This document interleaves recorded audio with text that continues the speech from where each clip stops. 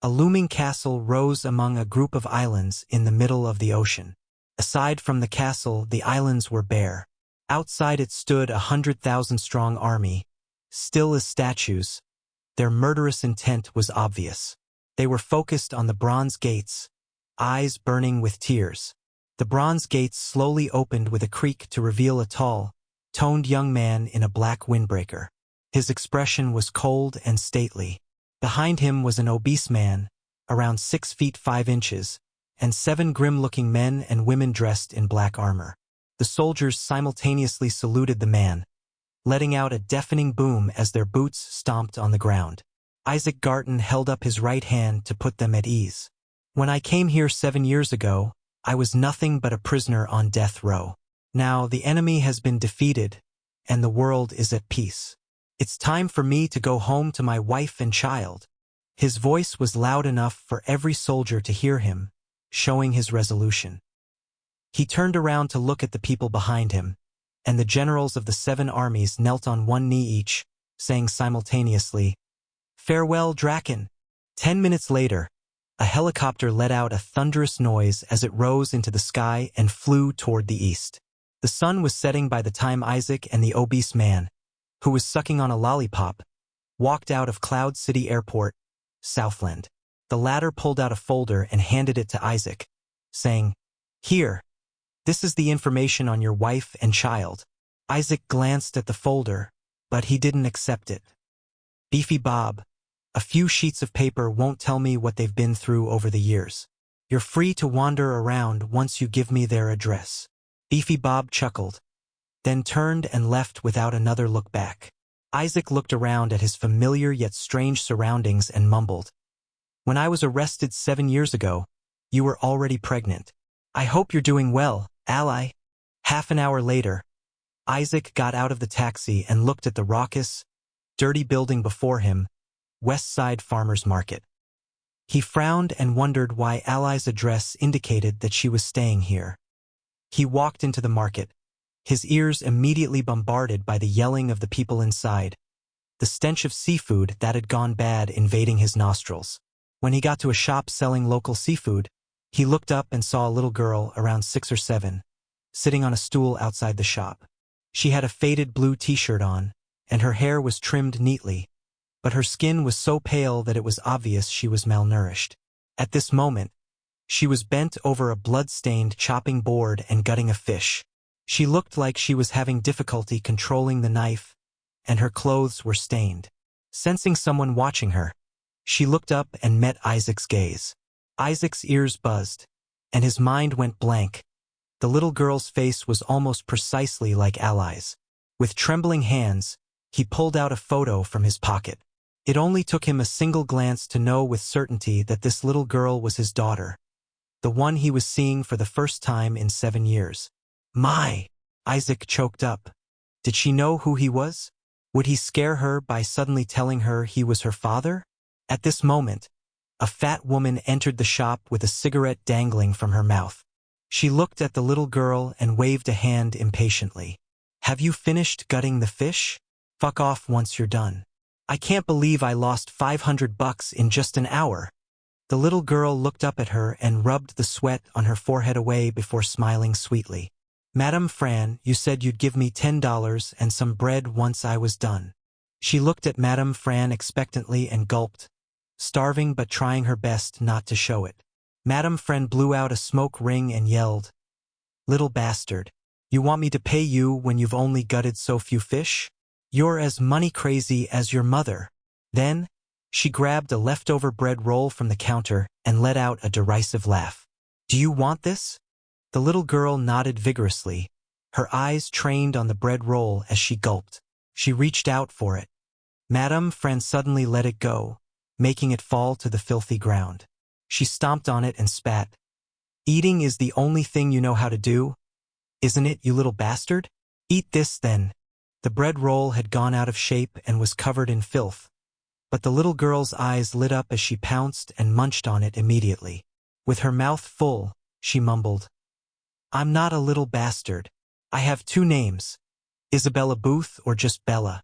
When Isaac heard her mention the name Bella, he almost fainted. 7 years ago, when Ally had just gotten pregnant, they'd agreed to name the baby Bella if it turned out to be a girl. He couldn't hold himself back anymore. With tears in his eyes, he ran toward Isabella. She reached out for the bread roll again, and he grabbed her hand. She was nothing but skin and bones, and she was trembling. "This is already dirty. You can't eat it anymore." Isaac suppressed his tears while taking the bread roll away from her and throwing it away. He looked at Madame Fran coldly and said, "How can you treat a little girl like that? Are you a monster? What the fuck? Where'd you come from? I've been here for 10 years now. How dare a newcomer like you come here and stick your nose into my business? What's it to you how I treat her?" Madame Fran let out an obnoxious laugh. Isaac shot toward her and gave her a tight slap. Before she even processed what had happened, she was sent flying. She let out a pained scream as she landed on a glass cabinet. Isabella was terrified but didn't flee because she knew Isaac was helping her. He turned to her and squatted down, looking at her tenderly. He asked with a smile, "Bella, can you take me to see your mother? Why do you want to see her?" She shrunk back, feeling afraid. Isaac's heart twisted when he saw the wariness in her eyes. He suppressed the heartache and said, "I want to protect you and your mother." Before the night fell, he took Isabella to have some food and ordered her a bucket of fried chicken. As he watched her gobble down the food, his heart ached again. What had happened over the past 7 years? Halfway through her meal, Isabella suddenly stopped and sucked on her fingers. She asked, "Mister, can I keep the rest for my mom?" It was apparent that she hadn't had her fill yet, but she still wanted to leave some for her mother. Isaac patted her head tenderly and said with a smile, "You can have as much as you want. I'll bring your mother here later if she wants some." Isabella let her guard down. Perhaps it was because she now had a full stomach, or perhaps she felt the paternal bond with him. She told Isaac that she used to stay in a gigantic house, but her uncle had kicked her and her mother out, saying that he wanted to keep the house for himself. Isaac's eyes flashed coldly when he heard this. Andrew Booth had kicked his sister and niece out of a house that didn't even belong to him. To add insult to injury, if not for Andrew, Isaac would have never ended up as a death row prisoner. He suppressed his rage and hailed a taxi, taking Isabella with him to a building in the city center. When they arrived, she pointed at the building and said, "My mom works here on the 15th floor. She's never allowed me to come to look for her, though. I'll take you to her. Everything will be fine." Isaac held her hand as they walked into the building. They took the elevator up to the 15th floor and were greeted by the sight of an empty, silent office. As they wandered inside, they suddenly heard a man's mocking laugh. "So, how does it feel to have scrubbed toilets for the whole day, Allegra? If you've had enough, take your clothes off and get on your knees. Look at how sweaty you are." A woman's panicked voice rang out. "Mr. Gill, what are you doing? Let go of me or I'll scream for help." Isaac frowned and turned to Isabella, saying, "Bella, wait here for a sec." Then, he strode toward the washroom and slammed the door open. He was greeted by the sight of a fat man trying to have his wicked way with a woman wearing a cleaner's uniform. "Get your hands off her, you asshole!" Isaac roared, running toward them. A frightened Mr. Gill whipped his head around to see a hand flying at his face, and collapsed on the floor from the blow. The woman in the cleaner's uniform, Allegra Booth, looked up at him in panic. When she saw his face, she froze. Isaac couldn't believe his eyes. The young woman whose every movement and smile had captured the hearts of the men around her was now skin and bones, and her eyes had lost their light. Her features were still as beautiful as before, but there was a horrific scar on her face. Isaac frowned. His voice was shaky as he asked, "Ally, W, what happened to you? W, who are you?" Allegra's voice was shrill, and she looked agitated. "Me? I'm Isaac, your husband." He hadn't expected her to react like this. Chuck Gill got to his feet and roared, "You're a fucking liar. Allegra's husband died 7 years ago. He's a murderer who was sentenced to death. Do you even know where you are, you asshole? How dare you come here and beat me up?" He pulled his phone out. Isaac glared at him, his eyes turning red with rage. His murderous intent filled the washroom, making Chuck feel like he was suffocating. He staggered backward in fright and pointed at Isaac, stammering, "Why you? What are you doing? I am the manager here." "Fuck off," Isaac roared, his domineering aura making Chuck flee the washroom in fear. "Ally, don't you recognize me? Look, it's me, Isaac," he said gently as he took a step toward Allegra. She shook her head vigorously and said, "Isaac's dead. Who are you? Get away from me." Isaac's heart twisted at her reaction. He nodded and said, Okay, calm down. I'll leave." He turned to leave, but when he looked up, he saw Chuck approaching him with 3 fierce-looking security guards. Chuck shouted, "Allegra Booth, get the fuck out here. I made you stay back to clean the washrooms, yet you got someone to come beat me up. Do you have a death wish?" Though Allegra was disfigured, he knew she had a gorgeous figure hidden underneath that ugly cleaner's uniform. Even a celebrity was no match for her. He'd intended to have his wicked way with her tonight, but he hadn't expected her to have a backup plan. Allegra was still dazed. She was certain that Isaac's death sentence had been carried out 7 years ago, but she couldn't deny that the man before her looked just like him. She was pulled out of her reverie when she heard Chuck's bellow. It was only then that she realized how much trouble she was in. She ran out of the washroom to see Isaac surrounded by Chuck and the security guards. "Allegra, I didn't expect you to sell yourself to this pretty boy after pretending to be such a chaste woman with me. You're such a slut," Chuck said menacingly. Isaac looked at him. He pointed at Allegra and said, "Get on your knees and apologize to Ally. I'll forgive you since this is your first strike." "What?" Chuck let out a derisive laugh. "Do you think looks can kill, you brat? You're up against the 4 of us. We'll crush you like an ant." Then he stopped laughing and pointed at Isaac. "Get him." The 3 security guards immediately reached out to grab Isaac, but he gave them the chance to touch him. As the commander-in-chief of such a huge army, there was no way they were a match for the Draken's power.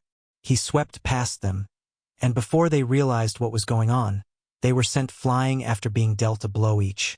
Chuck gaped at them as they rolled around on the floor, clutching at their abdomens. Then he looked at Isaac again. It was as if he hadn't lifted a finger. "Why, you're a monster!" he screamed, turning to flee. Unfortunately for him, Isaac caught him by the collar and said coldly, "Get down on your knees and apologize to Ally." Allegra was terrified by this scene. She didn't expect this man would be so strong. Chuck turned to glare at Isaac. "In your dreams. There's no way I'll apologize to that ugly bitch, let alone grovel at her feet."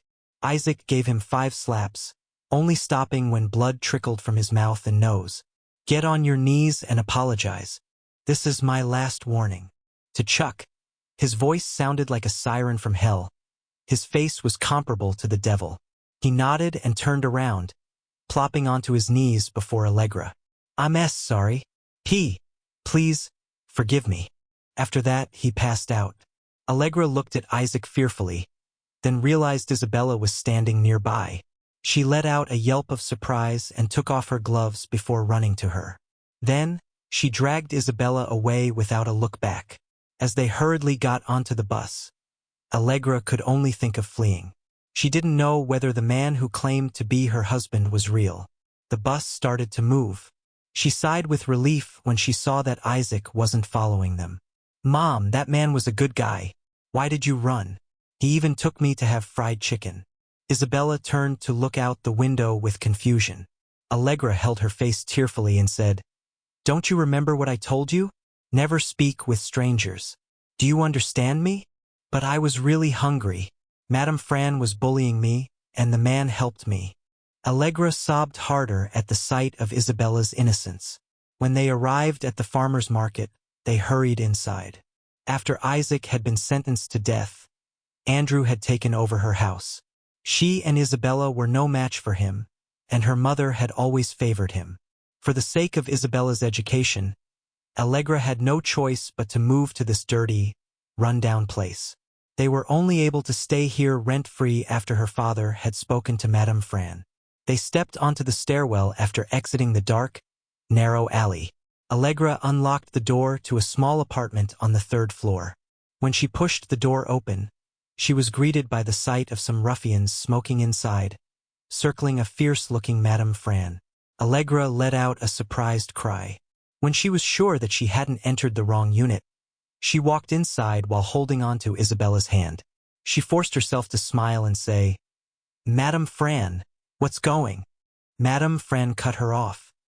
"Where's that bastard? Why didn't he come back with you?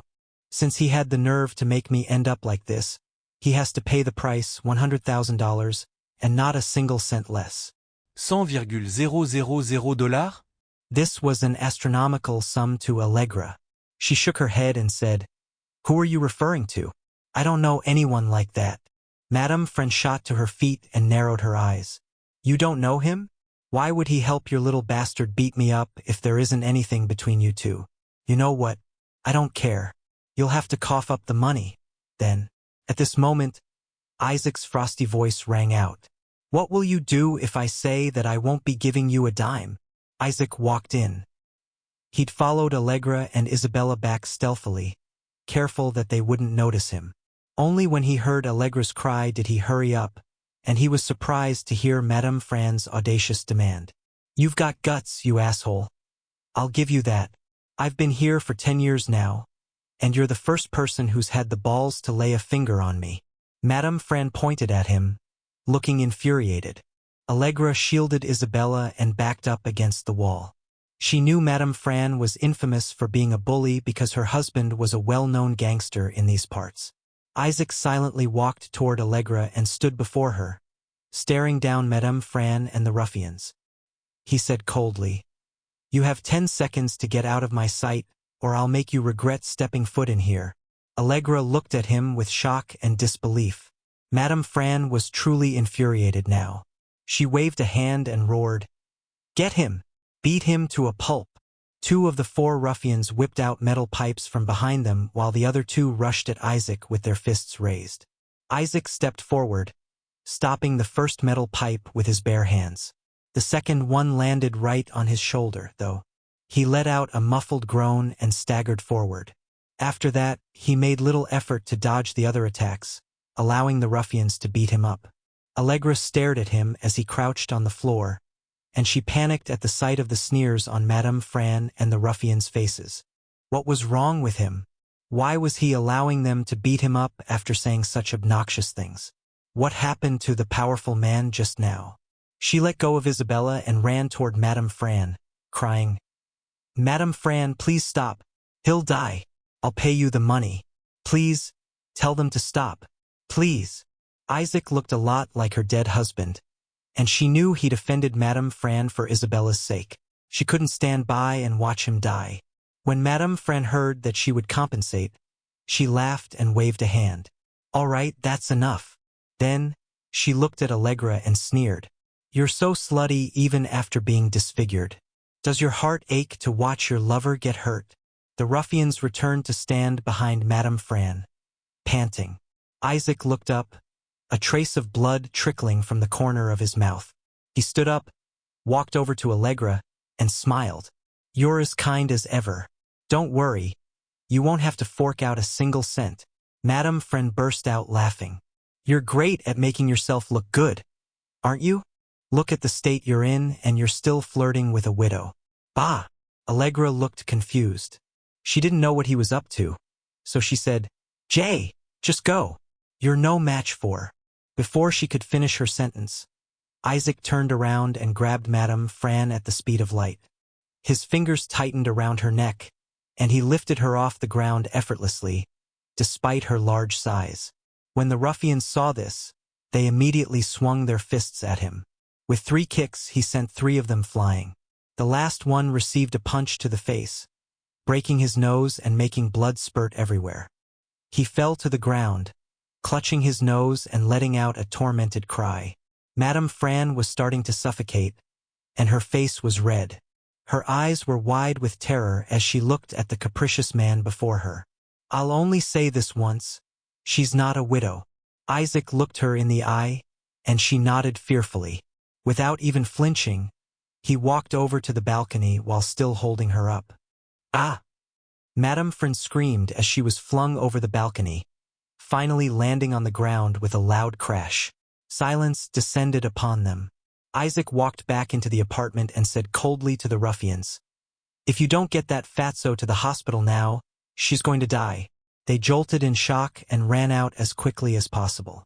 Allegra looked at him fearfully, her voice shaky as she asked, Did you throw Madame Fran off the balcony?" Isaac nodded. "She'll live." Isabella suddenly clapped from behind them. "Mister, that was awesome. Mom won't be bullied anymore." Isaac took in the rundown apartment and frowned as he looked at Allegra. "Ally, did you sell the Riverview Villa?" The Riverview Villa was the last thing Isaac's parents had left him before passing away, and he'd given it to Allegra as a wedding gift. Though their marriage was a matrilocal one, Isaac didn't mind it. After all, Allegra used to be Cloud City's #1 beauty.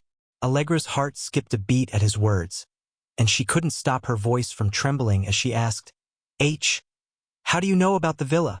"I'm your husband, Isaac." Isabella stared at him, seemingly searching for something. Allegra didn't say anything in response. She silently walked into her bedroom. 2 minutes later, she came out with a piece of paper and handed it to him. When Isaac saw the words printed on it, his eyes bulged. "A death certificate. My husband died 7 years ago after being executed by way of shooting. This is the death certificate that the authorities gave me." Allegra's tone was scarily calm. She didn't tell Isaac that her heart had died with him. After cleaning up a little, Allegra grabbed a cheap-looking tote bag. She held Isabella's hand and said, "Isabel, Grandpa invited us over for a meal." They left the apartment with Isaac trailing them. Allegra suddenly turned around when they got downstairs and looked at him with red eyes. "Who are you? Please, stop following us." "Mom, I like him," Isabella said in a small voice. Isaac grinned. "I'm following Bella. Come on, let's go." Allegra didn't say anything else. She hurried along while holding on to Isabella. The three of them got onto the bus. Half an hour later, they arrived at the Riverview stop. Isaac felt dazed as he looked at the familiar environment. This was one of the most expensive neighborhoods in Cloud City and also his home. Had Ally's parents moved in here as well? 10 minutes later, they stopped before a villa. Allegra turned to glance at him, a complicated look in her eyes. She asked, "What exactly are you up to?" "This is my home and also yours. Yours and Bella's." Isaac pointed at the villa, sounding a little mad when, through the window, he saw the man smoking on the sofa. It was Andrew, his brother-in-law, the man who'd made him take the blame for murder 7 years ago. Something puzzled Isaac. Back then, the Booths had been rich. Why had Andrew moved into his villa? He walked up the steps to the entrance without waiting for Allegra to return to her senses. "Hey, what are you doing? Don't do anything rash," Allegra cried, chasing after him. They walked into the living room to see Andrew smoking while sitting on the sofa with his legs propped up on the coffee table. When he heard their footsteps, he turned and smiled. "Why, hello?" He broke off when he saw Isaac stride in with a frosty expression. "It's been 7 years, Andrew. Don't you recognize me?" He sneered. "Why, you're a ghost." Andrew's face twisted with fear, and he jumped to his feet, turning to run deeper into the villa.